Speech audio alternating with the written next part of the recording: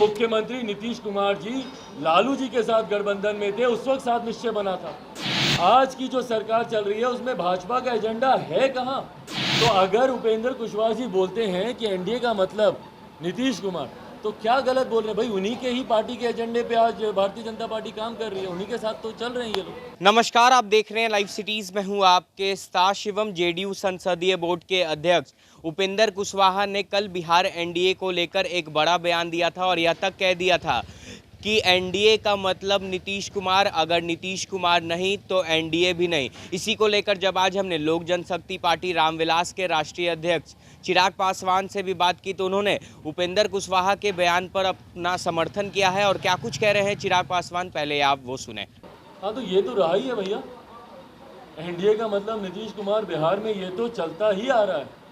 ये तो भाजपा को इस पे जवाब देना है ना कि भाई इतना नतमस्तक क्यों भाजपा अपनी नीतियों पर बिहार में नहीं उतर पाती है। सीए एनआरसी सबसे ज़्यादा महत्वाकांक्षी इनकी योजना, उसके खिलाफ बिहार में प्रस्ताव पारित कर लिया जाता है। मुख्यमंत्री के सामने भाजपा के नेता नतमस्तक रहते हैं। जब आप अपने सिद्धांतों पर नहीं खड़े रह सकते तो जो उपेंद्र जी ने कहा, क्या गलत कहा? आपको जातीय जनगणना पर देश भर में आप अपनी अलग राय रखेंगे, यहाँ पर आप साथ में इनके सहमत हो जाएंगे।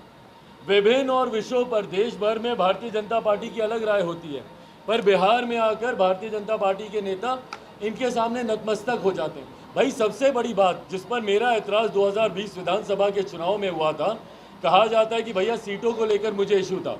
एक तरफ डेफिनेटली यस, भाई मेरी पार्टी के इतने नेताओं ने मेहनत की, सीटों की संख्या मेरे लिए मायने रखती थी। 15 सीटों पर मैं चुनाव लड़ूं, जो पार्टी इससे पहले 150 सीट, 75 सीट, 42 सीट, अब 15 सीट, अब जिस तरीके से सीटों की संख्या गिराई गई, वो तो एक ऐतराज़ का कारण था ही।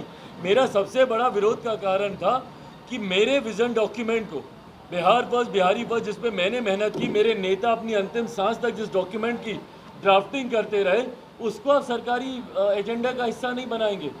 और मैं यही शिकायत मैंने भारतीय जनता पार्टी के शीर्ष नेताओं के समक्ष भी रखी थी कि क्यों आप सात निश्चय पर आप काम कर रहे हैं, क्यों सात निश्चय के साथ आप जा रहे हैं, जबकि सात निश्चय एनडीए गवर्नमेंट का एजेंडा कभी रहा ही नहीं है। सात निश्चय महागठबंधन के वक्त बना था, जब मुख्यमंत्री नीतीश कुमार जी लालू जी के साथ गठबंधन में थे, उस वक्त सात निश्चय बना था।